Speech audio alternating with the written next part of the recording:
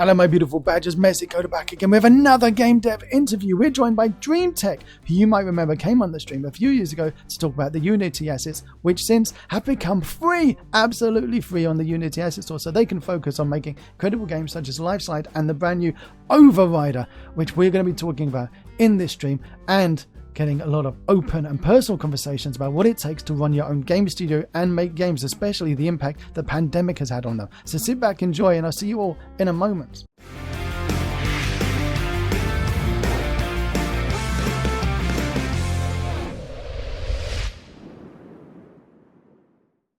Everybody sitting at home in front of your Google Watches, your Alexa microwave PCs of the future, give a warm and messy welcome to Mitko from Dreamteck Studios. Back to the stream, this time no longer shilling just assets, but also games. Welcome back to the stream, buddy. Good to be back. Thank you for having me. It's great to have you. And also, thank you for making such wonderful games, because my kids have been playing Lifeslide. Thank you so much. And I'll give a warning for those who've been trying to play it on the keyboard.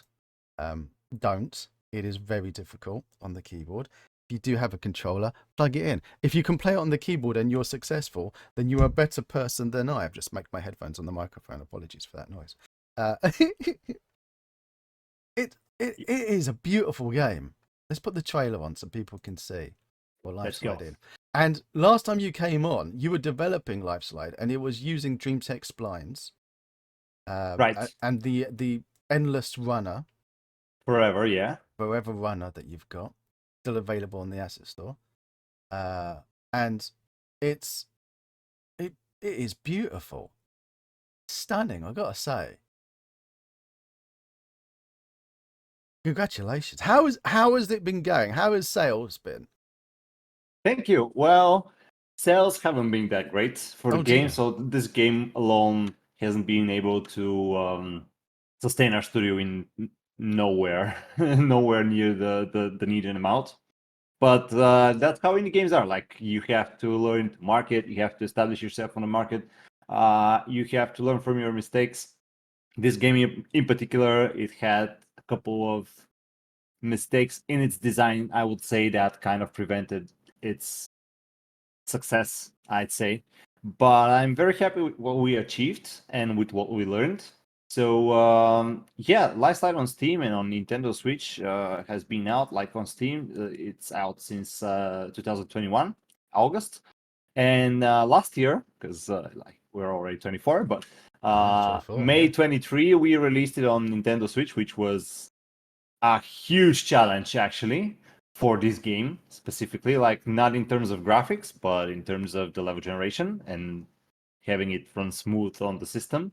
There are like all sorts of issues, and we learned really a lot about software optimization just by porting this game over to the Switch. So yeah, just with Lifeslide, it's been going all right, just okay, more like meh. But now we have been working on another game, and we're working on this game with an investor, which allows us to invest our time and resources fully into that game. Which is Overrider. And yeah, but in terms of Lifeslide, it's no thanks to Lifeslide that we're developing Overrider.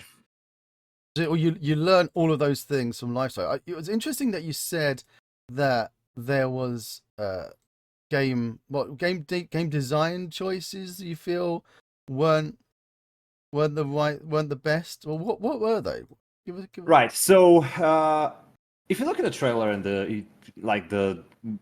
the screenshots without reading too much into the description, maybe even if you read the description, although we kind of changed it lately, you're probably going to get the impression that this game is a very casual and chill game. So it's more like of an experience, not like a game.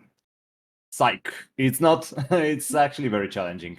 So the biggest design issue, I'd say, with this game is the conflicting visual representation and concept and the gameplay that's in this game, because this game is going to kick your butt. It's actually the Dark Souls of paper planes, if I can call it like that.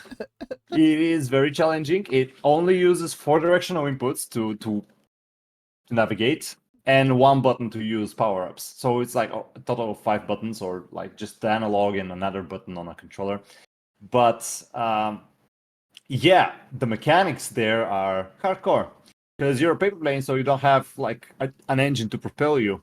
So we decided not to make it a magical paper plane that just goes whatever you point it at, but instead have it use gravity. So if you pull your nose up, the plane is going to go up, but also it's going to lose momentum. And when you lose momentum, you're going to lose tension in the wings, lift in the wings. It's the proper term. So as soon as you lose lift in the wings, you start falling down. So it's all about balance. This game is all about balance. Like in the trailer right now, you can see the player collecting yellow and blue bits. So the blue bits are called matter, and this is like the currency, which allows you to upgrade the plane. But the yellow bits are called integrity, and you lose integrity every second. Also, when colliding with stuff, you lose bigger chunks of integrity. So it is constantly a balance between this and that. So it's trying to be a metaphor for life, and each level is basically symbolically represents a certain stage of life in a chronological order. So this kind of, let's say, wholesome concept and philosophical concept about life was clashed with a hardcore gameplay, which, from what I see, the refund reasons on Steam, and basically, people who got into the game tried to make a video about it, and then they only reached the first or second level. I think this is the biggest design flaw in the game. So it was the conflicting visual and gameplay design. You got people refunding because it was too hard for their little fingers. Yeah, that's normal, I'd say. Because, like, if you want something chill, and you see Life Slide, and it's actually very highly rated on Steam for the little reviews it has. It has like 94% up votes. And you say, oh, that's a game for me. Naturally, you're not gonna read the text. I don't read the texts, so nobody reads the texts.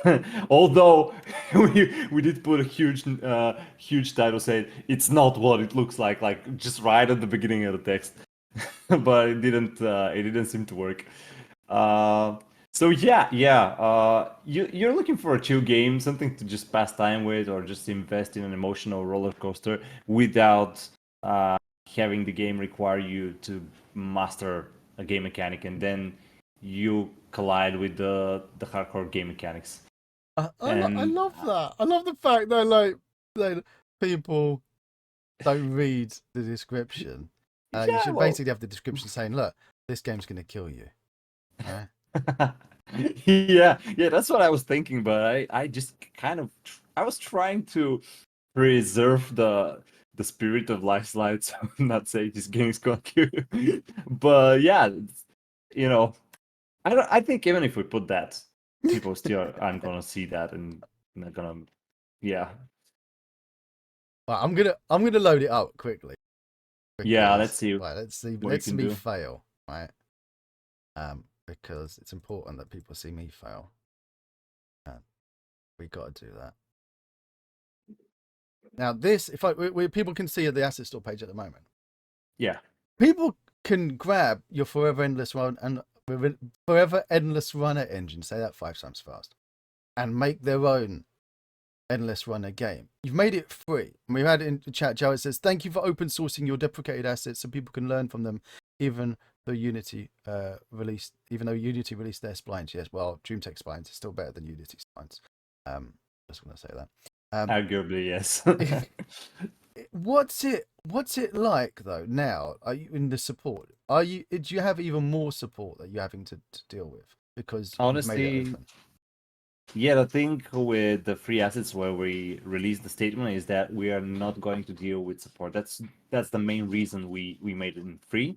So the first one was like, because our studio is transitioning from making plugins for Unity to making games, and that's what we want to do. We want to make games and support other studios with making games by outsourcing services, etc. But the problem is, if you also have plugins that you have to support, so you have to develop, you have to reply to emails, etc. So this takes a lot of your time, and because we are a small team, we didn't find it like it was taking so much time, and the the income that we were getting from that was nearly not enough to cover for the cost that we were spending for support. So we decided to make them free. And yeah, honestly, we released a statement that we're not going to be supporting the plugins. Every now and then, I see in the support mail that people wanting free support. I don't blame them. They are not obliged to read all the posts everywhere that we've done. But basically, these tools, they don't currently have support official by our studio. We have a Discord where people can go, and also inside the plugins. So there were like different links. One was leading directly to our support page, where people can request support from us. Now this is going is just like the Discord link. So developers have been joining there and asking their questions. We have like forums. I really think that we aren't still at the stage where the community self-maintains. Like people aren't helping each other as much as we would hope so. We have one or two helping members, mostly one right now, who is helping everyone. But I really hope that more people get in on the bandwagon of helping, because most people just want to go there and receive support. I'd like it to be more like a yeah, you're doing good. I missed it. I No missed it worries. doing good. I missed another one. That's a challenge for you, community. Pull your fingers out and start getting more involved. Talk about getting more involved. Exclamation mark charity in the chat. Put your fingers in your pockets and start.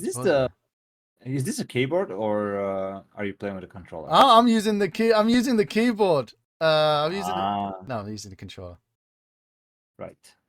Because you gave me a tip though. You said on the keyboard you have to feather it.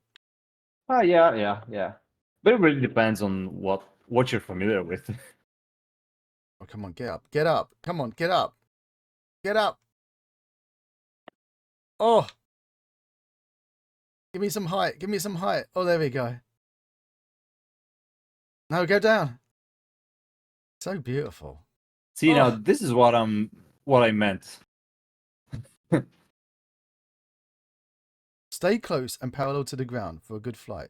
Use the terrain beneath to your advantage. Don't be afraid to dive down. All right. Shall I put the sound on? Or shall I leave the sound off so we can talk? I'll leave the sound off so we can talk. Look at that effect. Now, I'm going to guess this is URP. Is this URP or built in? Sorry, can you repeat that? Is this URP or are we? No, this is the default build. This is the built-in pipeline. No way. When we started making the game, there wasn't any URP. This there is weren't script. I wanted to ask, did you have to convert over to URP to be able to get into the Switch? Nah. We got it running really well with the built-in pipeline. We made some really lightweight shaders, so everything you can see in the game is our shaders. We're not using any Unity shaders that were packed with the engine. And yeah, we just made a bunch of really optimized shaders that run on a potato. And I think yeah, this game is not gonna. It's probably not gonna convert over to URP. We have updated the Unity engine version to Unity 2022 recently, but we're still not converting to URP. What was that like? What was the conversion like moving over? Usually the conversion lately the conversion with Unity mostly regards some graphical issues. In Lightsight's case, there was something. I don't remember what. It was an easy fix. It was something really minor. Some shaders got bugged. Something like this along these lines, but nothing too serious. We managed to fix this within less than a day, actually. Usually it also kind of messes with the editor GUI, because this API is ancient basically, and they have been changing this. I was surprised to see they kind of renamed the onGUI method in the latest versions. So like, why are we doing this? Is it to avoid confusion, or yeah, things like that? But mostly it's been behaving okay. Usually when you update an editor version lately for us, just the tools break, like the editor tools. I failed, mate. Are you using Amplify to write your shaders? Are you doing them all by hand? What are you doing? Nah, by hand. Oh, are you a masochist? Why are you doing it by hand? Why? Because they're super simple. My word, you magicians that do this shader magic. I can never understand how you do it all. Where Honestly, did you go shader school? What is this? no, no. If I had to write a shader right now from scratch, just from an empty file, I probably won't be able to. But just go around the documentation, take a look at some example shaders on the internet, and I just compile stuff. So at some point, I was able to write them from scratch, but I just forgot the syntax right now. Would you move over to Unreal? Yeah, we're actually learning C++ in our free time. When did you And get we free will be time? basically when we're off work. That's the free time.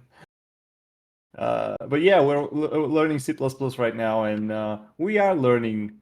We will be learning Unreal. Hopefully towards the end of this year, or maybe even sooner. I don't know.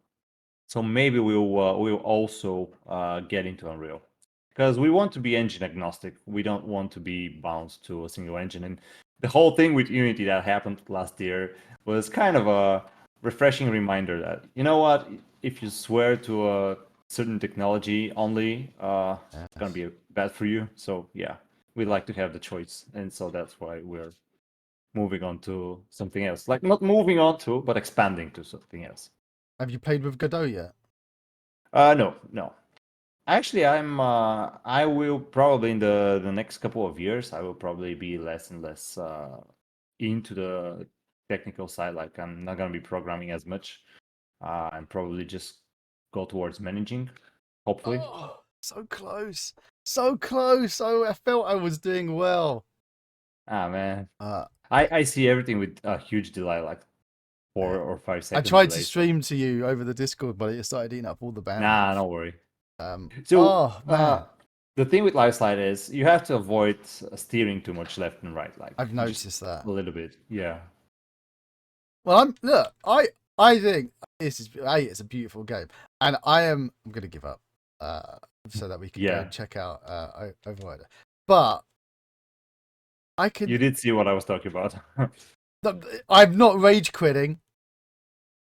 This is because we're conscious of time. Thank you very much. I have not. I have not. I have not given up. As you know, that's the other thing. You're very aggressive in your text in the menu. Give up, you say. Give it like. Do you give up? Have you Yeah, failed? exactly. Yeah. That's a bit confrontational, there, buddy. It's like we're trying to play with your head. Like, are you are you gonna give up? Are you giving up? Is that it? Are you a loser? Is that all you got? Yeah, is that all you got? No. People don't give up. You don't give up on life. I love it. I love it. Oh. So, what lessons did you get from Lifeslide that you've carried over into Overrider? Honestly, so much. Like, oh, where do I start, man? It's so one is in regards the studio organization. So when we started working on Lifeside, there were like 2 people of us, and then we grew to a 10 people team, and that needed managing. I had the delusion that maybe we can have a round table and everybody's gonna be equal. No, that doesn't work. So we had to quickly switch to a hierarchical mode. So that's one thing I really understood. The importance of management. So up until then, I was developing, and I thought that maybe if I develop more, this is going to help the team and alleviate more work. But honestly, when the team grows, they need somebody to manage them. They are not going to manage themselves, and that's okay because everybody has their own tasks to worry about, and they cannot be bothered with the entire project. So that's one thing. Another thing is, so much about optimization and devices and memory fragmentation and whatnot. Even the shaders and all sorts of graphical things. We learned about publishing. We saw just how hard it is to break through with marketing. So yeah, even if your product kind of looks cool and people like it, it is exceptionally hard to break through anywhere with anything. So yeah, that's another thing we had to come face to face with. We came face to face with the Steam release platform, which was nice. We ported the game to the Epic Games platform, and finally we went to battle on with Nintendo, which was crazy. It was a very challenging journey, just getting the game up there. So yeah, we learned so much, man, so much. Did you have experience beforehand managing teams? Was this the first time that you'd been managing people? That was the first time. That was the first time. I had no idea how to do it, and unfortunately, there was like if you're working in a big company, you usually always have somebody on top who's going to lead you and guide you and show you things and show you the right way. Now when you are the man on the top in the team, you gotta figure it out, and you're gonna make mistakes, and you're gonna make a lot of mistakes. So yeah. What about all the HR aspect of it then? Like, getting a HR department and getting legal and compliance and all that stuff. Yeah, well, we don't have an HR department, so But no, you do. It's you. yeah, it's me. Well, man, we've had a lot of toxicity in the team. We've had a lot of drama previously. Right now, the team is in an amazing state. I'm so proud of what we have achieved. Just the people there working together, everyone. Yeah, it's amazing. I'm super happy. That's an immense achievement, I'd say. But prior to that, like during the lifestyle development, we've had all sorts of crazy things. People coming in, leaving, making drama, making problems. Everybody had their own. There were like all sorts of gossips, and you're trying to meet this deadline, and you have to put up with all these things. In the meanwhile, and you're also developing. You're also managing. You're also communicating. It was crazy. It was crazy indeed, but that's also something that we learned in the process, and we learned how it works, and we learned how to deal with people and how to work with people. Because right in the beginning, when we had to expand our team, I wasn't even comfortable giving orders to people and like checking their work and saying, you're late, this is moving late, this is not okay. So this is something that I had to build also during the time of development. What advice would you give people? Like questions in chat, like how did you handle toxicity? And it's like the worst part when it comes to management. What being new to it and being thrusted upon it and looking back, seeing what you could have done differently, what things went well. What advice would you give? Yeah, well, I think we kept some toxic people in the team way longer than we should have, and I'd say that these people they're not necessarily toxic in general. They were just toxic in the context of our team. So maybe we kept them a little bit too long. We were relying on them. I was like, yeah, we have to meet a deadline, so we have to put up with this person. No, honestly, you don't have to put up with anybody, even if you replace them with a junior and just invest more time into teaching this person something new. At the end of the day, it's going to turn out way better in the long run. Because yeah, that's what we did eventually.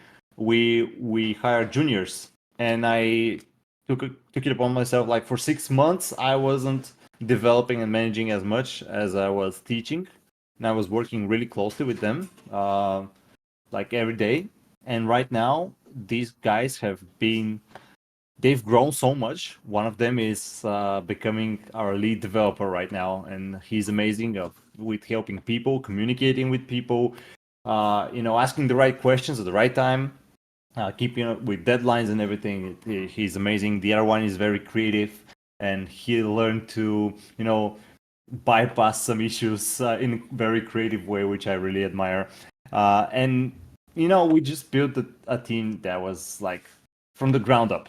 but in our experience, people who came from other studios who had like certain expectations, when they came into our team, they were like really miserable, which is understandable because we were also kind of trying to figure out things. But at the end of the day, once we let go of the toxic elements in the team and we just got fresh people and set their expectations right from the start, I guess this kind of worked out. But it's really also important that you don't you kind of put aside your ego, because even if somebody just goes and starts shouting directly at your face and starts labeling you, you're such and such and such,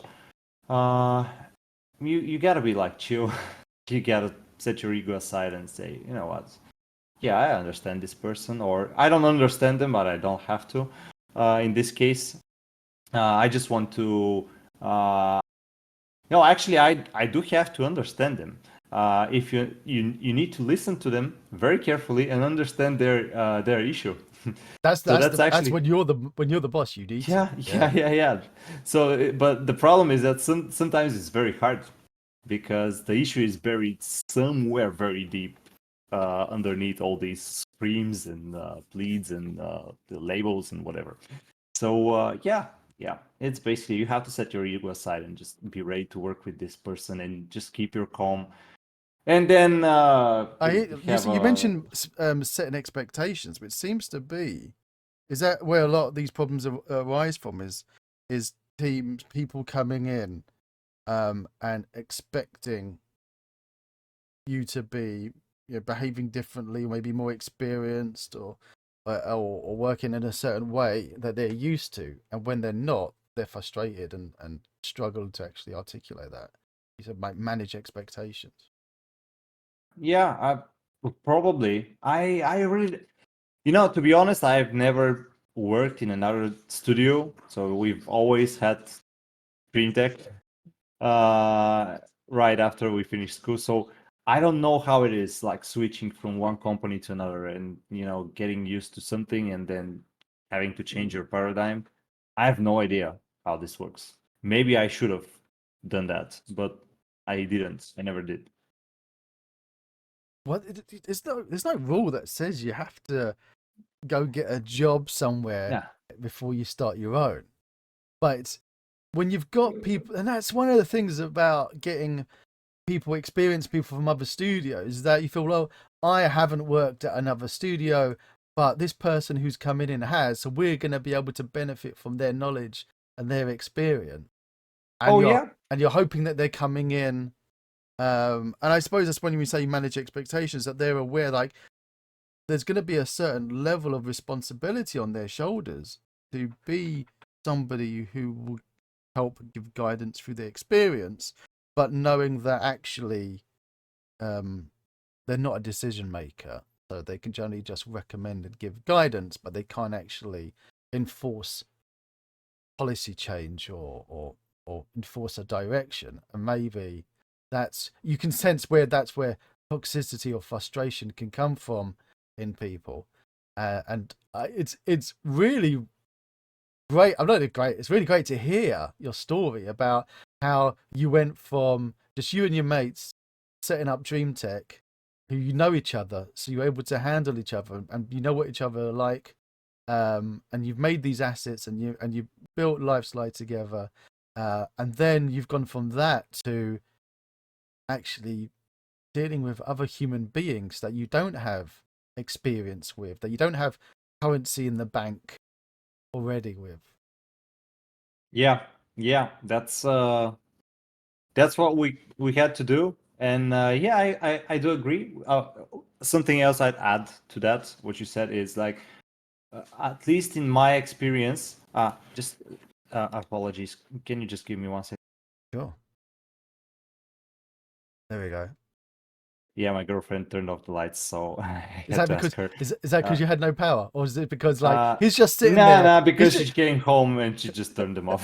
He's No, just sitting there talking to himself. I'm going to save the electricity.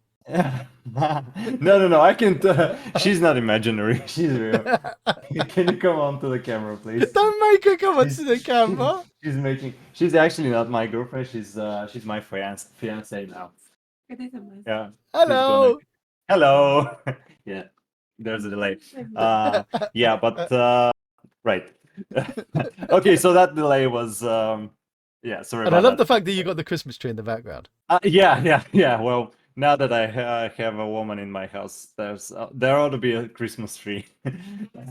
Yeah. Okay. So now, in terms of the people and their expectations and everything else. Now, the what I wanted to say that a lot of people, they feel like giving ideas and being able to express themselves, at least here in Sofia, or at least the people who came into our team weren't really accustomed to that. So we were really we found ourselves in a difficult time extracting ideas from people and extracting their opinions. People usually kept their opinions to themselves, and at some point, like we always ask, "What's your opinion of this? What's your opinion on that?" And we usually are met with I don't know, you know best. I can't say, I'm not in the position to say, and we're like, no, you are in the position that you can say. So we're like literally 10 people. 10% of the studio depends on your opinion, basically.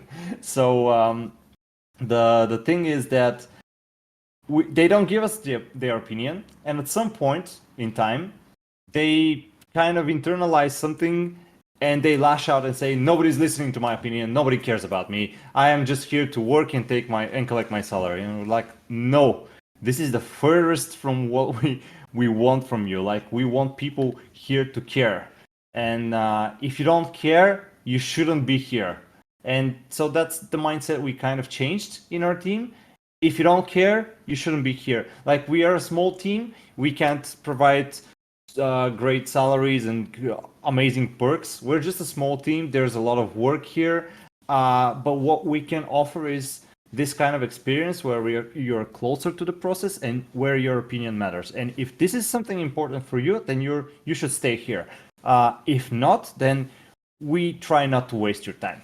So as soon as we kind of accepted this mindset, things really changed, and our team really built into something that I really love today. Like, honestly, I just love going to the office, just taking in the atmosphere. People are just, there is zero tension, man, and it's been like that for like 6 months, even a year, even more.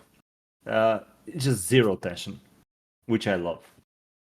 And I'm gonna ask, like, is it because of that that conflict and those issues that you've had, that you've now gained these skills that have given you that ability to be, I want to say, a better manager, to be able to elicit from people their feelings and their ideas? Like, without these problems, do you feel you would have got here so quickly as a manager? No. Honestly, you grow with experience, and you unfortunately we grow with the negative experience the most. So the pain and the suffering teaches us the most. And no, if it wasn't for that, definitely not. So, like, this is, so I always say to people, embrace the negative, Yeah, because you learn from it.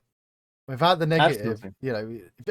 if everything is sunny and rosy all the time, then it's far more difficult to actually develop and get better from.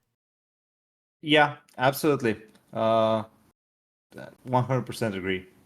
And Okay. going back to Override, is that why Override is now going to be such a huge success, because of everything you've learned from Live Slide now? Oh yeah, absolutely. Well, I'm gonna kick into Overrider. Okay, Yeah, sure. so I'm lucky enough to get a copy. So, oh yeah, actually, I also sent you a couple of keys for the raffle, Oh, lovely. for Overrider and for Life Slide. It says So grab a everybody who wants. controller and kick back. Oh, right, my controller just turned itself off. Okay, back in. Launching. Let's do this. Do you use a preamp for the headphones? If so, which one? Right now, no. We have a preamp in our office, but I really forgot the. I know the headphone make and model, but the preamp. I want to say AKG, but I don't think it's AKG. Yeah.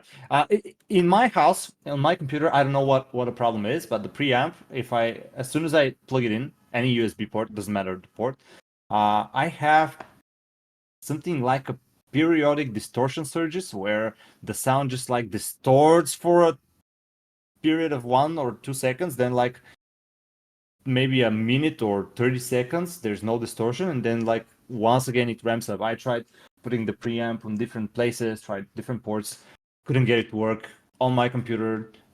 Could be a driver issue.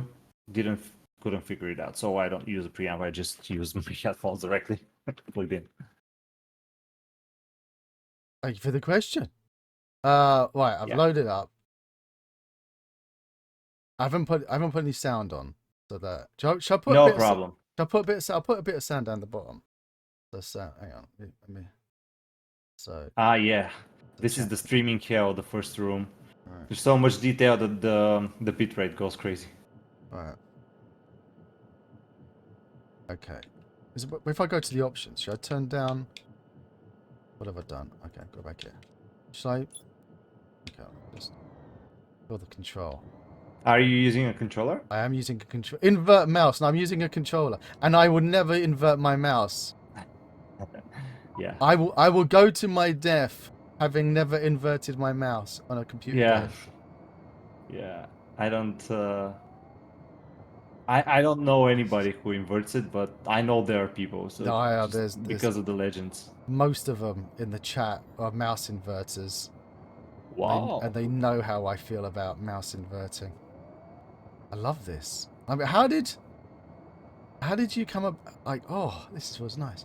How did you come about the logic from this hoverboard? Well, a lot of experimentation, honestly. A lot of iteration, a lot of work just for the board. And it's the board mechanic, it's mostly solely my work. As was the flying in life slide. Now the rest of the game and the architecture and everything, it's thanks to our amazing team. But the board mechanic, I'm gonna tell you, it's a monolithic code structure, huge class. That's only for the movement. Like, can I take a look at it in our editor? I'm just gonna tell you how many lines it is. Oh, you do that. Now, I've made a hoverboard in the past. Okay.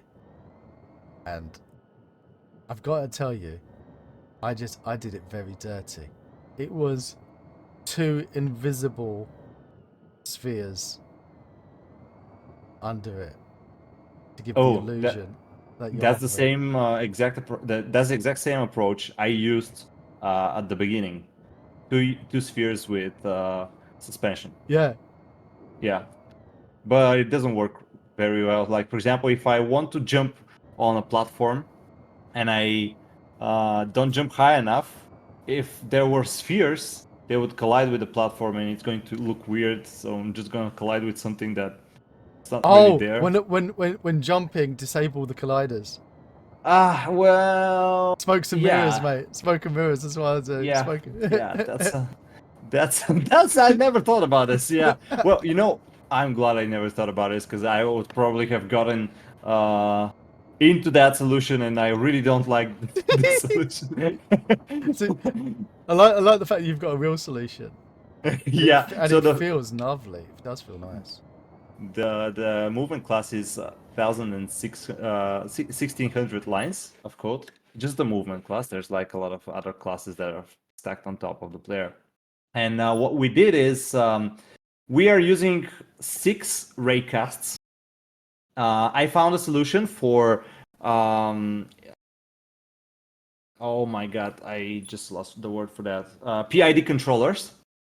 So proportional integral derivative controllers, which are basically equations to help you calculate the force needed to move an object to a certain position or rotation or set it to certain states. And so I found that on a website called Digital Opus.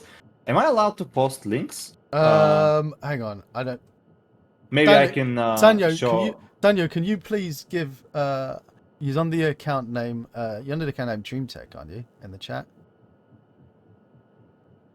Your Twitch account? What's your Twitch? Dreamteck Studio.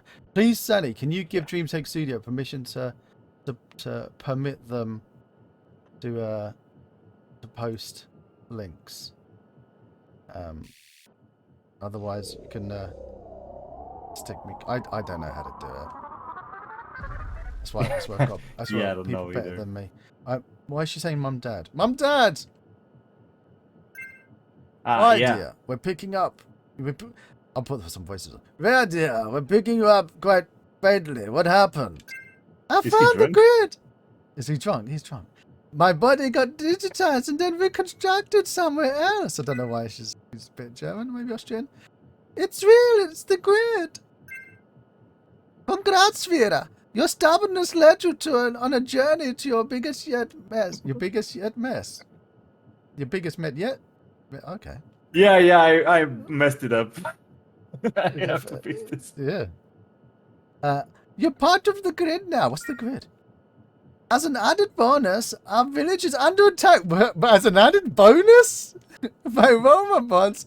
And the She's a Karen overseer mom. is now specifically scanning for you. You're gonna die, darling. Mom, relax. I'm coming home. I just need to figure out where I am. Honey, you're in sector LT34. Over 600 miles east. What? No way. What should I do then? Yeah, don't worry. We'll be okay. You must look for a transcoding beacon. If the stories are true, there are interfaces to the grid. Yep, on it. Don't interrupt me, girl. Your dad is talking. You can do it. I believe in you.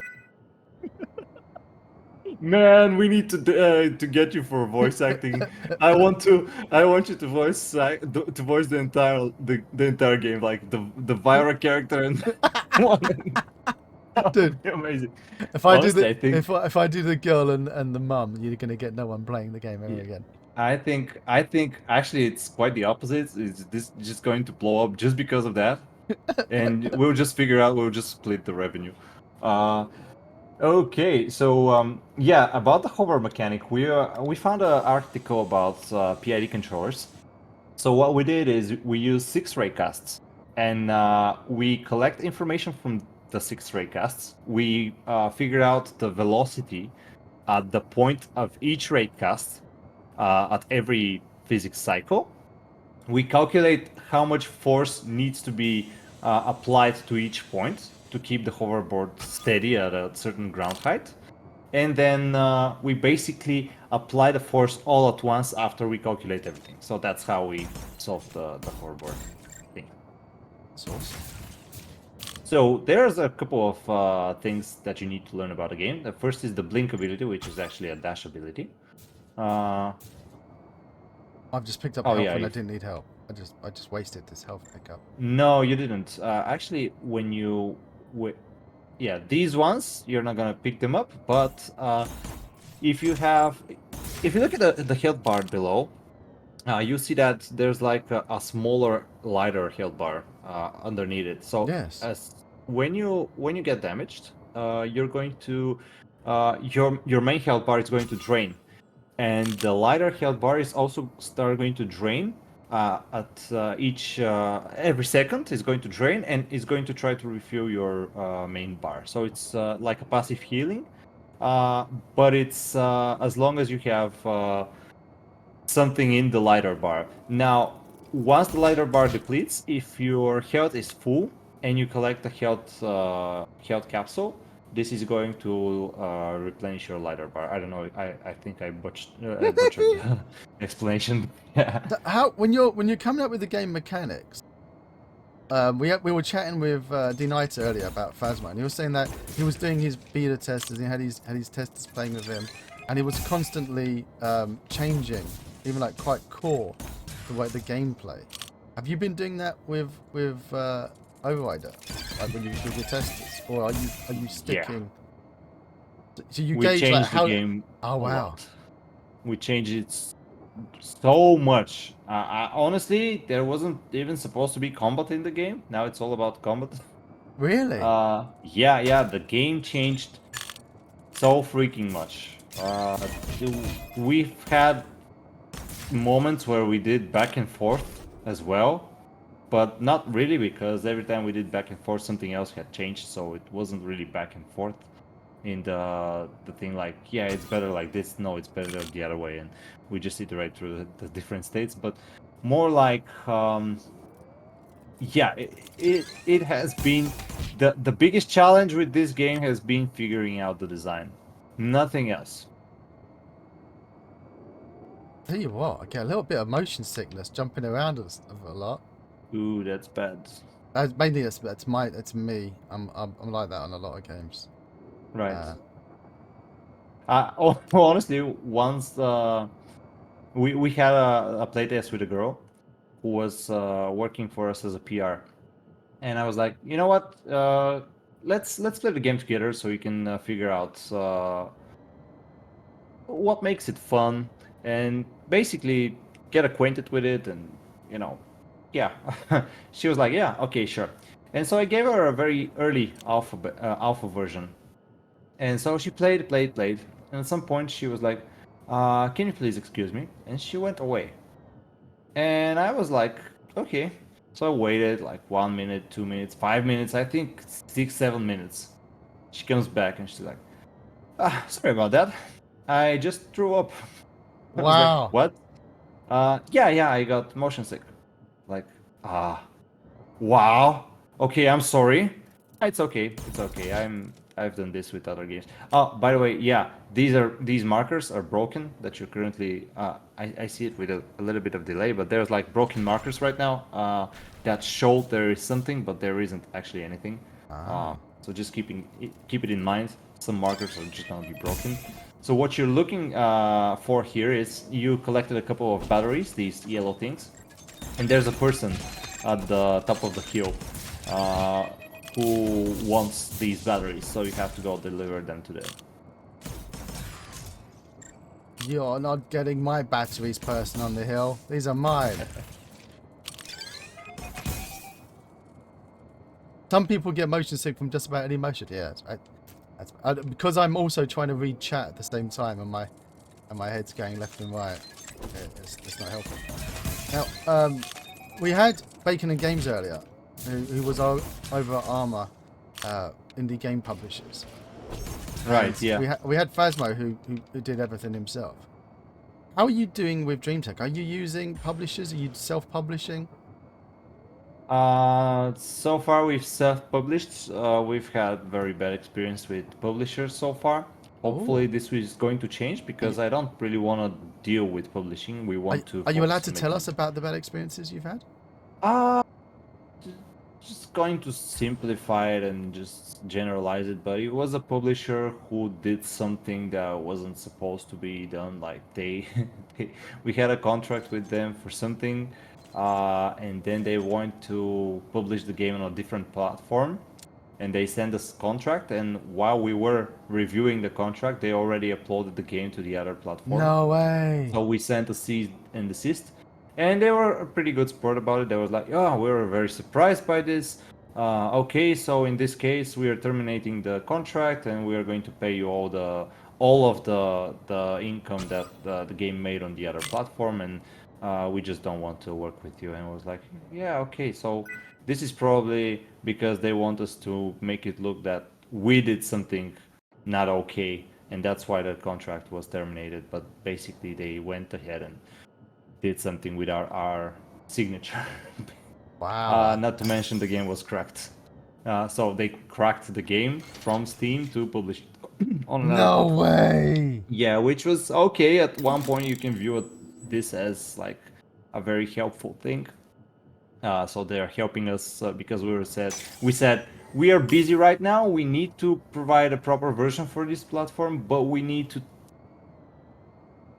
do a couple of things before we can do so. Yeah, so that's the gist of it. Oh my That was word. one. There was another instance with Lifeslide where we were about to sign with one of the bigger publishers. They asked a lot of about the game. We spent a lot of time just making meetings, making estimates, everything basically. And they sent us the contract. We signed it, and they pulled out just after we signed it. So, yeah, that's the experience so far with publishers. Hopefully, this is going to change because, like I said, we really want to focus on game development because I think this is our strongest suit. Uh, I don't think we should be doing marketing or whatever. But for the time being, we're doing marketing ourselves. We actually recently opened up a TikTok account. I started posting videos there. We did a couple of videos on YouTube. One actually got quite some success, but the other ones after it weren't able to catch up with that quite as much. And on Twitter, it has been a constant battle. Uh, and almost anything I post to Twitter is just like lost in the abyss. Just lost in the ether, mate. Yeah, yeah. Have you? I don't know how other games do it. Like they open an account. I usually when I see a game post with a lot of likes on Twitter, I usually go to the account, start scrolling, and try to figure out what made this account so popular and what made this game so popular. I've given up believing any of that stuff because somebody sent me a link to websites that you pay money for to get likes and comments and views and stuff.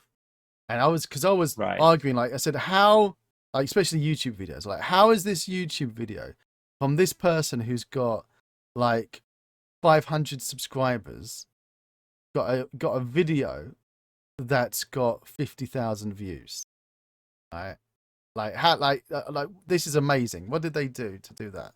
Honestly, the subscribers thing is actually another story. Sometimes the subscribers are keeping you from getting more views. That's something else you have to keep in mind. Because like if you have more subscribers, like we have 17K on YouTube, and at some point YouTube starts recommending your videos mostly to your subscribers and your inner circle, so it doesn't show it as much to new people. That's also happening. YouTube. I love you, Yeah. YouTube, but I hate YouTube. And it's annoying algorithms and what it does. Engagement, the fickle algo. What matters is Steam wishlist, as far as I know, and that's the thing. Is like, how do you get your game wishlist? Yeah. So D Knight was saying that he basically spammed as many YouTubers that he could find, and he was very fortunate that all of the big YouTubers that he contacted played his game. Right. Yeah, we're doing the same. We're just not as fortunate. uh, Mostly the big ones don't even pay attention to us. We try to get the attention of streamers. Usually, we can't even reach out to streamers because they're behind a manager wall. So the manager is going to write us and say, "Hey, if you want this, then you have to pay this and that for the streamer to do a 1 hour stream on the game or something like this." And so far we have been trying to do the same, but with almost no luck. We'll keep trying though, and see how that goes. Unfortunately, that's how it is right now. It's about trying to keep a circle going of contacts. Like Jara says, I became friends with several VR YouTubers who would have flogged my game, but they are now defunct. Trying to keep track of people who are active, and it's difficult, and the right YouTubers who are the fit for your game as well. And nowadays, which is an issue, is making sure that you're aligning yourself with fit and proper people, that you're having your game actually seen by the right people, so that you don't have any unforeseen problems that you might not even have thought about. There's Yeah. a lot of issues these days. Um, Another and thing again, is sorry, go ahead. another thing is that the game, because the game is a little bit of a hybrid and it was quite weird. We sent it out to some people and they were like, I don't know, I don't understand how to play it. It's a little bit weird. We have been working really hard on the design thing so that we don't repeat the life slides error with the game design and contradictions and everything. We're trying to target a specific market, a specific type of gamers, and we are really working hard to make this game work for these people. So that's another thing we have been doing, and maybe part of the reason we haven't been able to get much success so far with bigger YouTubers is that because we don't. The game wasn't quite at the design stage that it should have been when we started contacting people. And that's leading to a question I wanted to ask you. One that was asked to deny it. Like, when do you know is the right time to open up your game for people, for the public? Well, When do you go live? honestly, I don't have an answer to that question yet. We decided at some point because we started working on the game as soon as we had the slightest concept about the game, we started making YouTube videos. So we opened up the game to the public at a very early stage. And so that kind of brought us some followers who are very dedicated and very into the project and have been following us throughout the entire thing, which is great. Um, at the same time, I don't know. If you have something interesting to show people, then I guess it's anytime is good as soon as you have something interesting to show. When we did last year October, we did the Steam Next Fest, and it didn't go as well as we hoped it would. Really? So yeah, we did a couple of internal playtests with our community. We always get like feedback from people. We use Google Forms to get feedback on a game, and at some point we were like, yeah, okay, so this is the game should be in a good state right now. It looks good. It's fun for us. Let's see how people are gonna react to it. And people didn't do quite well with it.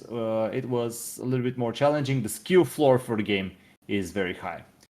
This is something we had been battling with this game. Like this is maybe the major issue, the skill floor. So the game has both pacing issues and skill floor issue, where there's like a couple of mechanics that you have to learn in order to be able to play well. At the same time, the game throws you in a huge world with no objective, or at least no obvious objective, and you have to figure out everything by yourself. So both things combined, people felt quite lost and didn't know what to do and didn't know how they could do it. So after the Steam Next Fest, which actually showed us a lot of the design flaws, we reworked the game basically almost entirely, like in terms of design.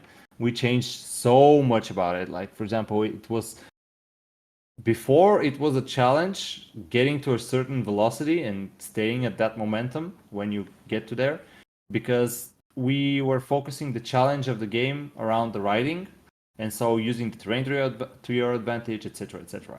But after that, we redesigned the game to be way more lean and way easier to get into. We have been simplifying all sorts of mechanics all the time.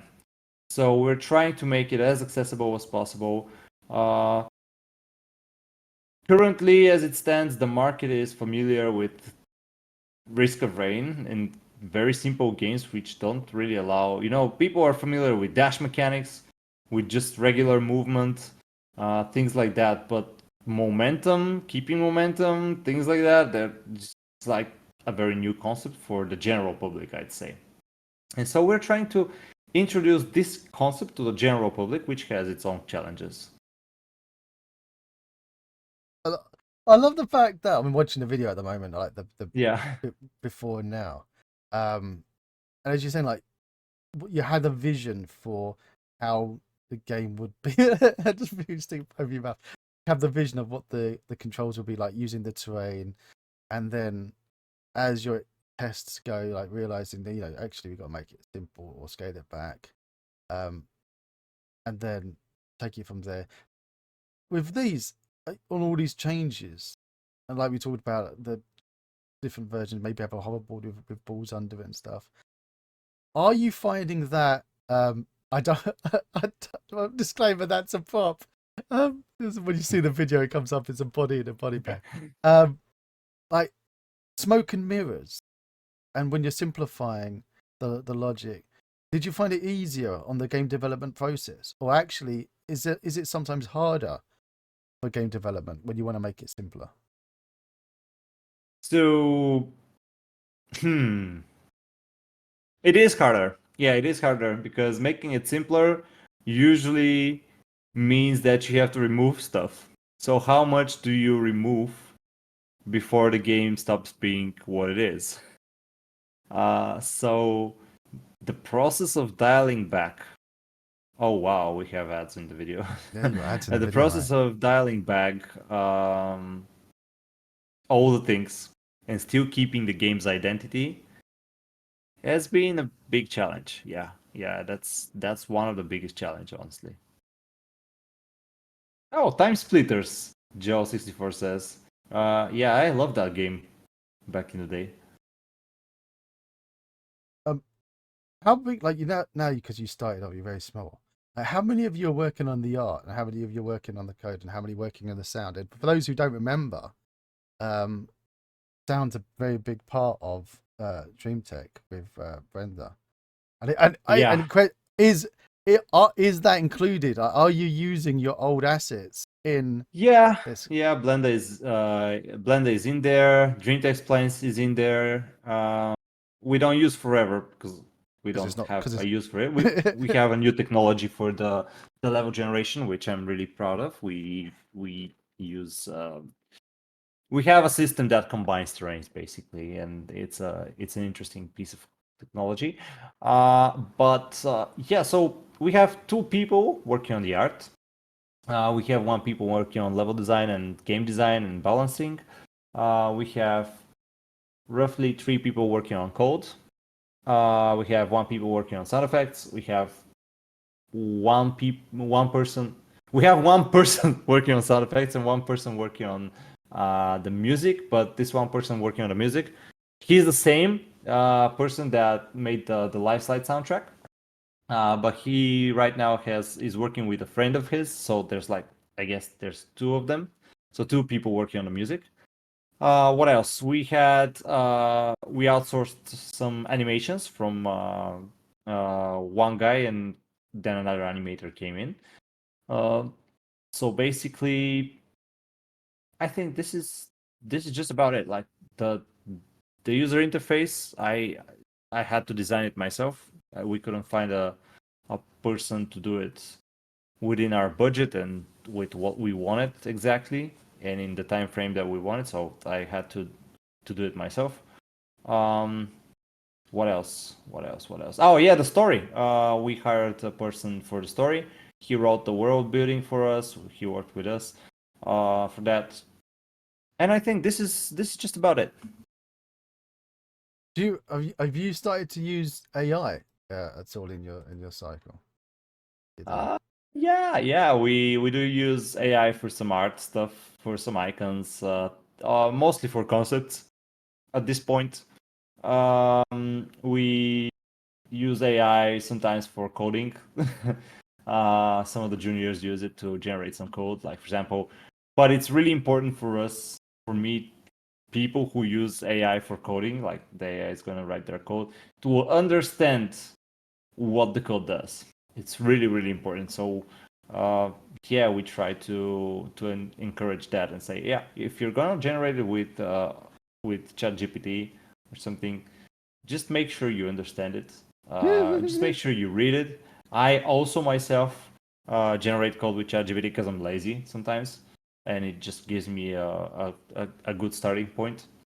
I use ChatGPT for copywriting. mostly. Like when I do a press kit, a press release, the descriptions on Steam, etc.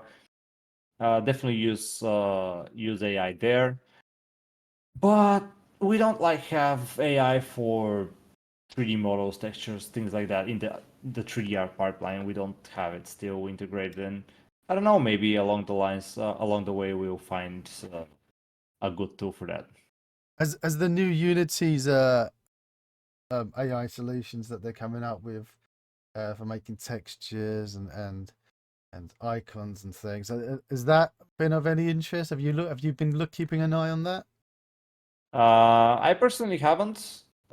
I do encourage the art team to look into AI solutions, but I don't think because we haven't used the new Unity yet. Like, which one do you mean, by the way? 'Cause which version? The Sentis, Unity's AI kit. They've got a few things. They've got the chat kind of like the AI state machine, the for doing and they've got animations for AI Right. Okay, generated yeah. animations. They got for that they bought out a company that you could use to create textures with AI, and they bought them out, and they stopped people from being able to use it, so you have to pay money to use Unity's version of Yeah, that. yeah. Chat can remember the name of the one that Unity bought out. Sentis is Barracuda. Thank you, Java. And I've got to say that a lot of it looks really interesting, but what I've discovered the more I use AI is the more that I have to manually fix things afterwards. So it's a nice base to get me started, but it doesn't replace the human. There's a lot of fear that AI replaces the human. It doesn't replace the human. It's more like AI has lately, at least in my opinion, has become a buzzword. Like everyone, everywhere, there has to be AI somewhere. Otherwise, you're not relevant. Which I think it's ridiculous because people and companies are pushing AI just for the sake of having AI. So for the sake of being able to say yes, we have AI. By the way, yeah, I did remember we bought a plugin for voice generation, but we never used it. On the asset store with AI. Oh, I got But that one. yeah, I got that one as well. We tried it on the stream. We did some is stuff it on the good? stream. Hey, do you know what? I was pleasantly surprised. Nice. I was pleasantly surprised by it. And it's the developer who does that is the same one who made a bicycle controller. If you want to Oh, ride a bicycle. yeah. I remember that. Yeah, I looked at their profile to see what other assets were made. Yeah, bicycle controller was nice. And Uh, a lot of people think, because you made a point about optimizing and what Lifeslide taught you about getting your games optimized and actually able to be played on an engine. And early on in the stream, Mark Ripley was on the chat and he was talking about how he made a bass fishing game for the Genesis. You remember? You're too young to remember a Genesis console, mate. I am not. Uh, before you were born. And he was the logic was so advanced. It could the water temperature was affecting where the fish would be, and it cost 2 meg of to be able to handle that. But Right, the Genesis only had I can't remember how many kilobytes of memory he said. So the hardware couldn't even run his game. right. Like, wasn't even powerful enough to run the game. And it was like, lesson is always make sure that you know the requirements and the The confines of limits of your the system. limits of Yeah, the hardware that you're building for. Um, yeah. and with the lessons that you learned for you're doing for Switch with LifeSlide, people think that, Uh, oh, you just throw assets at your game and then that's it. nah.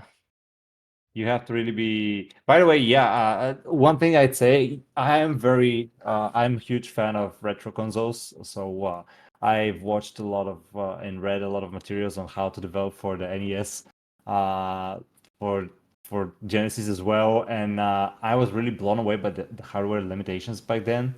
And just knowing all these limitations, just looking at some games that have been made during this era, is just so impressive to see people coming around these limitations. Like for the Genesis, like the Toy Story game had a 3D first-person shooter mode. There were like other first-person shooter modes on this console, which was like, oh my god, this is was it mode 7 or one of the modes which was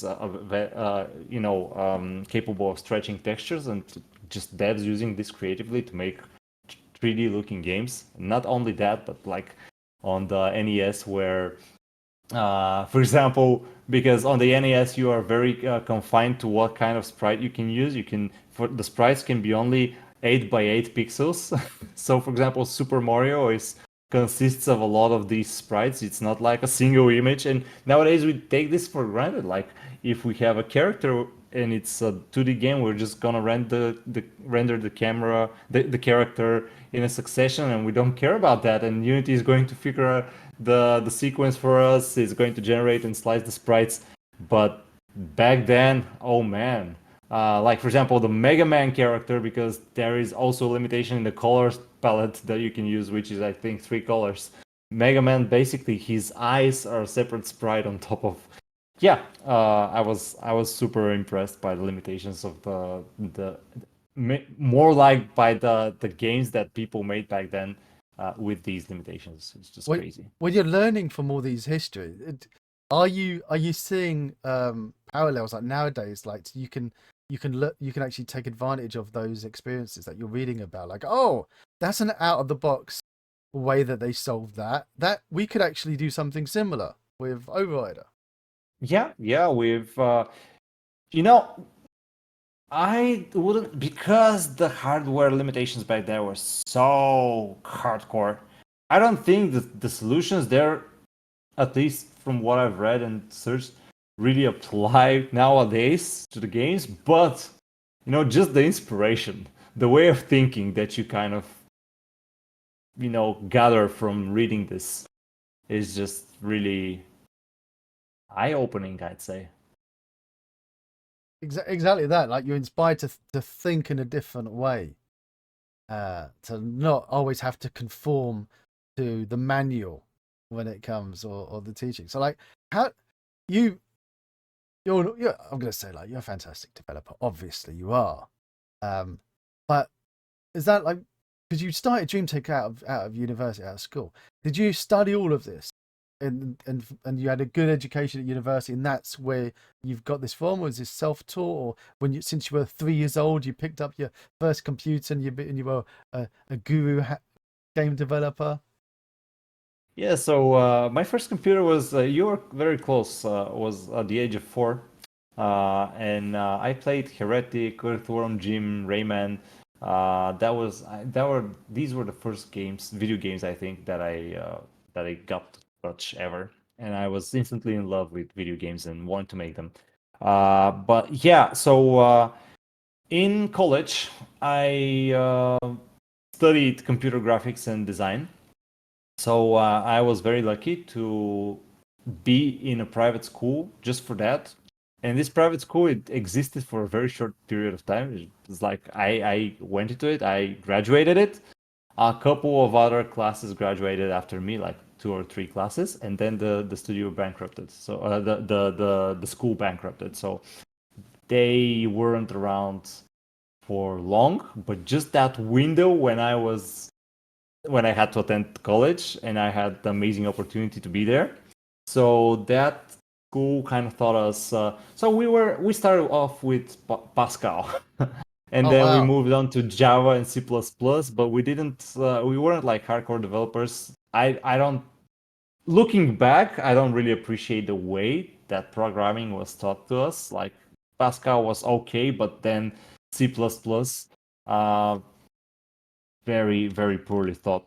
But yeah, we also learned PHP in terms of programming. So I had some encounters with programming in school, but at the same time, I was also working on my own games. I didn't want to program, but you can't make games without programming. So I had to learn programming. So I was learning it myself by going to forums, because back then there were like all these YouTube tutorials, and Unity was just starting off.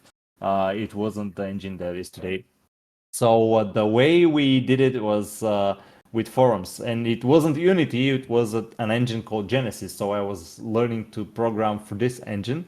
And these forums, sometimes it takes days for somebody to reply, but the community was very, very nice, very calm and collected. I'd say very, really passionate as well, and people really wanted to help. So you eventually get a response to your forum, and then you're like, yeah, so this is how you solve this issue. You solve this issue and immediately encounter the next one, which you don't know how to solve. So you have to go back to the forums.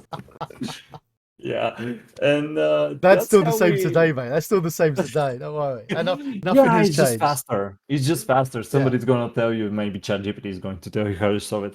But back then there wasn't anything like that. So the school really helped me understand the principles of programming as I was learning programming on my own. We also learned 3ds Max in school, AutoCAD, Photoshop, After Effects, I think. So we learned a lot of the industry standard software. We learned it at a very basic level, but it was enough for me to start getting into that and say, yeah, okay, so this is pretty cool. So I can do this. And importantly, you got a license. They gave you a copy to use, which yeah, I had access to that. Although in Bulgaria we didn't really respect that at the time, so everybody was pirating. Say that. Don't disparage Bulgaria. It is the way it is. Let's be honest. But things have changed a lot. Like, for example, I cannot afford myself to get a pirated copy of any software right now. Not a game, not a software. I don't want to deal with this anymore. So yeah, things have changed. But back then, but also things have changed in that there's a lot of free alternatives. There's a lot of things you can use GIMP. You don't need Photoshop. There's the Blender's out there for 3D modelers. There's a load of opportunities, and Blender's good now. In the back never used Blender's amazing. So there's loads of opportunities for people at home in their bedroom. You mentioned earlier that you're in your limited free time, the mythical free time that you get, you get into grips with, you're revisiting your C++ past. Right. And we've got Tyler's guy in chat who's asking for advice. Wants to get into game dev. He says, "I'm going with Rust and Raylib for starters." And Joe was saying, "Are you playing on hard mode?" Yeah. What would you suggest? Like, if you wanted to get in, somebody, because now that you've got Godot, you've got Unreal, you've got Unity, you've got C++, you've got Python engines, you've got C#. What would you suggest for somebody? So it really depends what you want to do, on what you want to do in game development.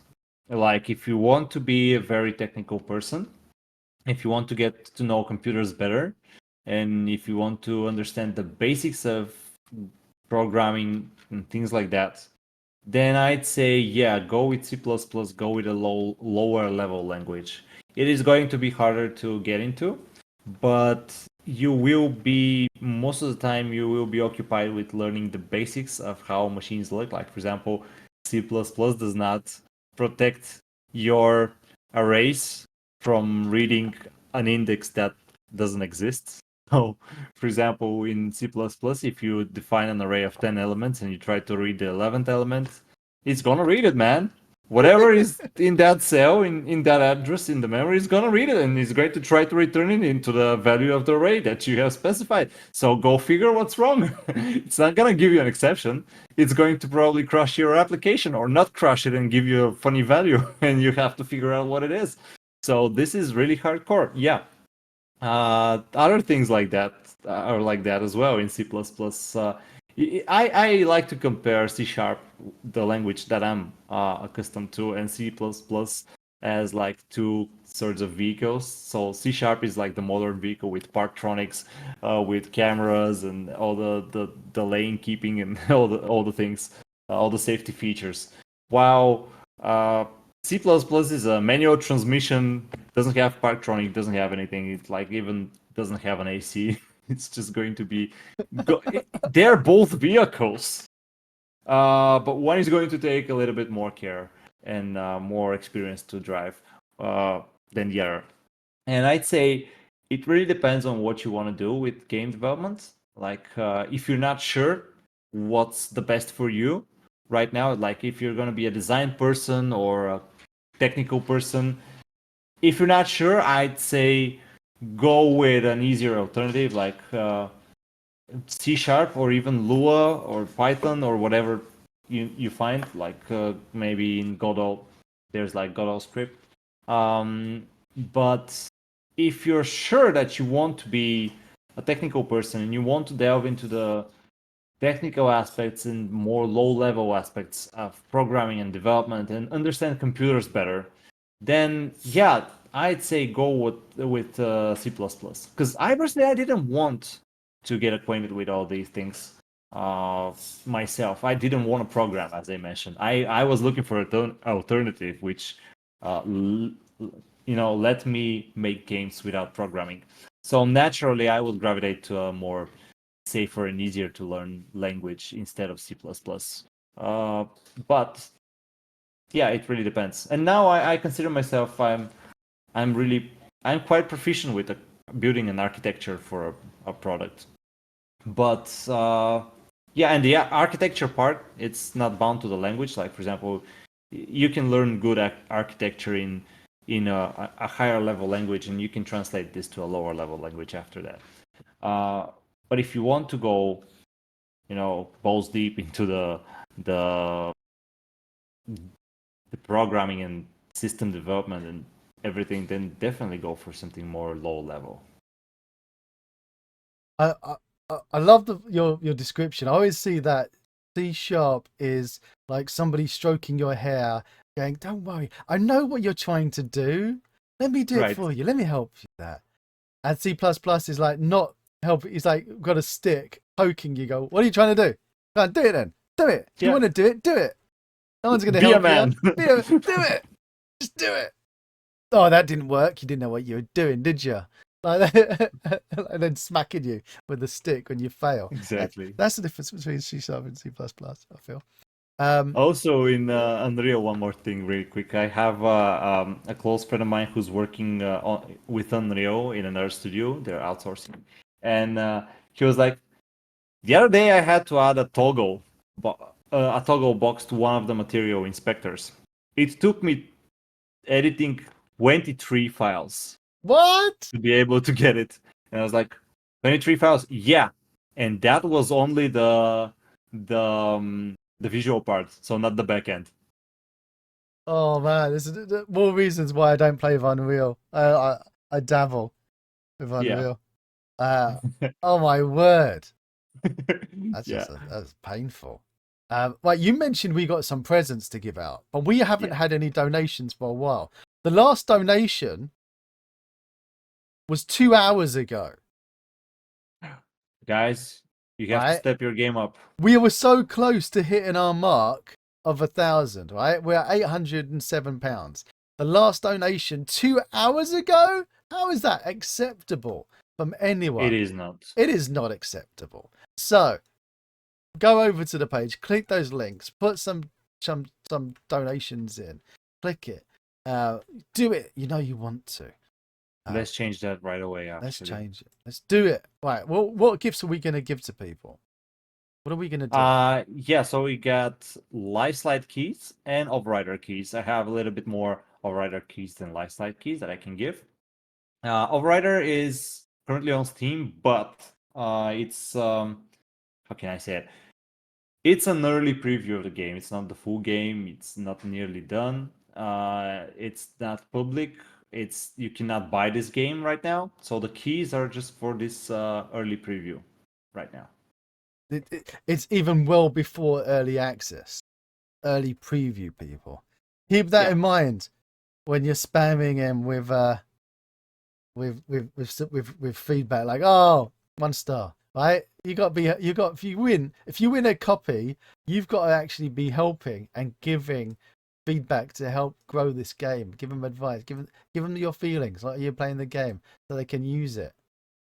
Right. Yeah, and don't hold back. Like if you have harsh criticism, just give it to us. Like play the game. Get into the game as if you've paid money for it. that's what we ask. Just don't tell everybody else in the world all the negative stuff. Tell it to them. That's everybody else gets Dreamteck splines. That's right. Everyone gets. Now, I don't know. You said that live slides using built-in. Right? You do the shaders. You write in the shaders by hand. You write theme tune, sing the theme tune. Right. But what about Overrider? Is URP.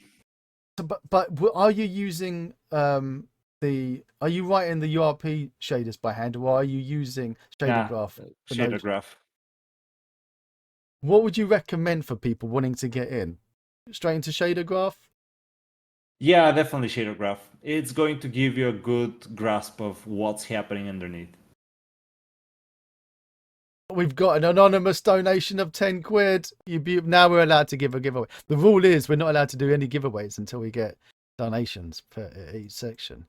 And you mentioned about you need to be able to write code. Well, nowadays with visual scripting, you don't need to write any code, but you're still programming because you're learning the logic of programming with visual scripting. You still are programming. You're just not scripting, or I would say coding. Yeah, you're not using the syntax. Exactly. Does anyone in your team use the visual scripting in Unity? Is it? Yeah, our designer has been using it, but everything he does in visual scripting, we actually go after him and just get away with this, and we hold it afterwards. And we have been employing this modular and generic approach to our game, where we try to make everything a self-sustained standalone system. And so basically, we at this point the game development looks more like a game of Lego. So you get an empty object and you start just decorating it with different components, and we've made them so they work together.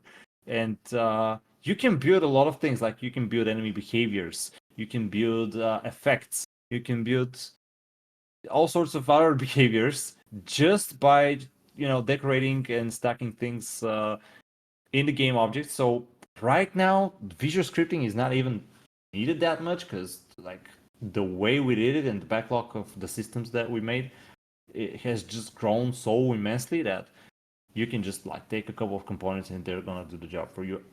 Given that you know how to work with them, because we don't have time for documentation, so everything goes through the development team. Like the designer says, if I were to do this and that, how would I achieve it? And we go and say, yeah, this is how you go about it. Did you ever play about with Bolt before it got acquired by Unity? No, I don't think so. Never touched it. Because they took personally. They took Bolt 1, and that's what they've made the visual scripting is Bolt 1. Bolt 2, right, was so much better, but they killed it. It's such a shame.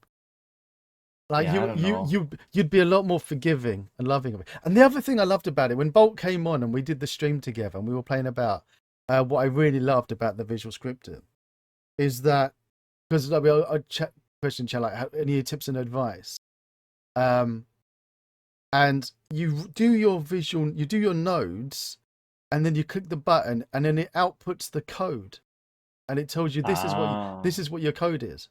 This is what this node graph turns into. This can be a very useful learning tool. It is, and not only that, it can reverse engineer. Here's my code, translate my code into nodes. Oh, that's impressive. All right.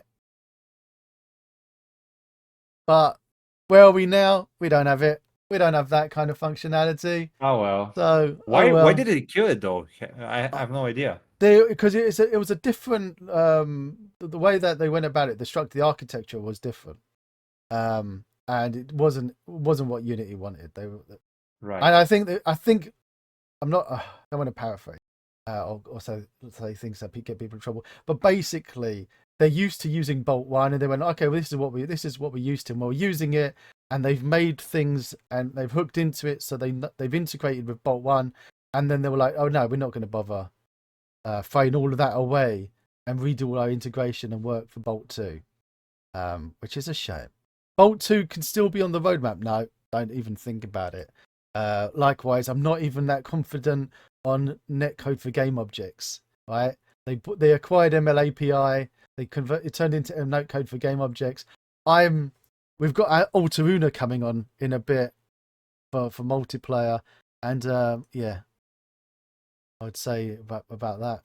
Let's pick the winners. Although I don't think Mitko's just fallen asleep. I think he might have lost his power. He's going to go to his laptop. I'm going to leave this image here like this because he looks like he's very thoughtful. Right, picking winners. Sanyo, Jawa again. You're on the street. You're on a roll. And Genesis, congratulations! All three of you have won a copy of Lifeslide. I'm gonna take off his picture, and we're gonna also give away. Hey, is he back? Are you back, buddy? Yeah, my power went out. I knew it. Finally happened. I knew it. We made it. We made it well. We got to the end of the interview, right? Yeah, we got to the end. All right. We got it. We're going to do a quick 1 minute giveaway. Everybody spam ! Raffle in chat to get a copy of Overrider. A lot more forgiving than Lifeslide. If you were a bit too nervous to go in and get yourself a copy of Lifeslide because you get game telling you, are you a quitter? Are you going to quit? Then don't worry. Overrider is a lot more forgiving. ! Raffle in chat. If you did win a copy of Lifeslide, you can still raffle for Overrider as well. So give me an ! Overrider in chat. Well, ! Overrider! Raffle in chat. ! Dreamteck. Are you going to take any of the code that you've made an Overrider? Like you're talking about your amazing new level generation solution. Are you going to turn those into assets and stick them on the store? In the future, maybe. In the future, maybe. I personally would love to. It really depends on what we are capable to do with our budget and timeline. Like if we manage to do that into a standalone product, like it is a standalone product, but if we manage to put it as a like a marketable product that can be used by other people, not just by us, that'd be great. But yeah, it does require a lot of support, even if it's free. We need to make sure that this product is useful and usable by other people and works fine. So I cannot say. I really would like to do that.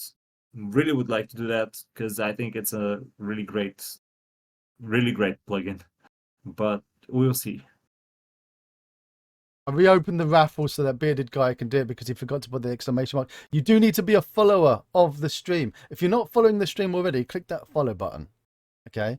Click on that follow button. You need to follow it. So do it. Right. Let's close the giveaway. Oh, my power is back. Oh, it was like the light came on. It was like, biblical moment there. Yeah. It was lovely. Do you know what's really frustrating for me? All of the times I was going to Sofia for work and never got to go and visit you. Oh man, really? Yeah. I mean, I was over like regularly. Like at one point, it was like every other month I'd be coming to Sofia. Back a few years ago, but never mind. Next time I'm over. All right, pick a winner. Yeah. Genesis. Our lives ahead of us. We've got our lives ahead of us. I love it. Bearded guy, you won. Sanyo, you've won. Hit me up on Discord, ! Discord even. Oh, you can tell I'm tired, bruv. Meta World, you've won. I keep calling you Metal World all night long. And Jawa, you've won as well. 5 copies of Overrider we've given out. Mate, thank you so much for coming on, you beautiful badger. Oh, well, I'm really happy that we did, that we managed to do the stream without power going out. Although it did go out at the end, but still, we managed to do the most part of it. We did 99.7% of it. Yeah. And talking about percentages, what are we doing on the charity? How much are we at now? What percent does it say at the top? I can't see. What percent does it say? What are we at? Let's see. Let's see what percentage we're at. Is it a good number? What's it saying, chat? What does it say? I can't read it. Is that 82.8%? That's not enough. That's not enough. Thank you, Dad. That's not enough, you badgers. 82.8%. We need more than that. All right. We're going to have a quick break. We've got our next guests coming on. Do you want to know who's next? Who's next?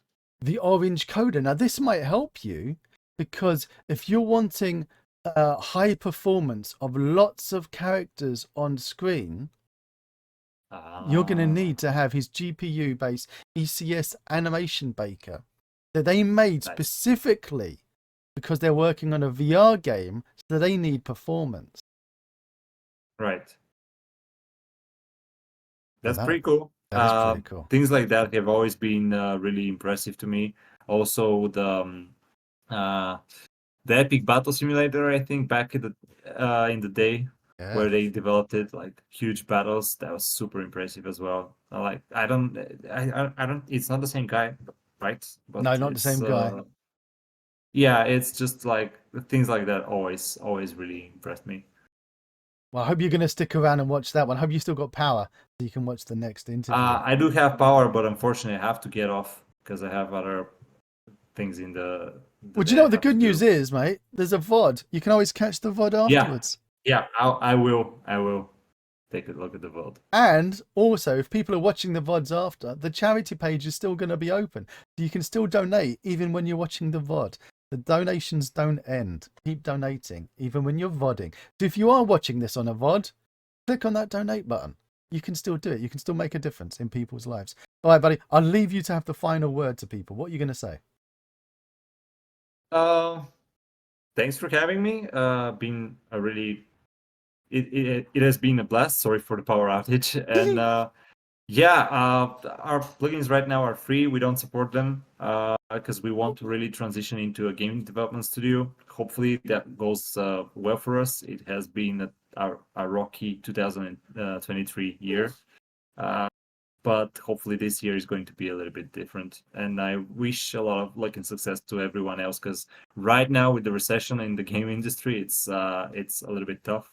So yeah, hopefully everyone who's watching, just stay strong and we'll push through this. Well said, mate. Very well put, mate. You stay safe. I'll catch you later. Catch you later. Bye. If you want to see more of my crazy videos, click on the left side of your screen now. And down below, there's that big juicy subscribe button. And right next to it is the magic bell that if you click it, it will tell you if I've got a new video coming out. Till next time.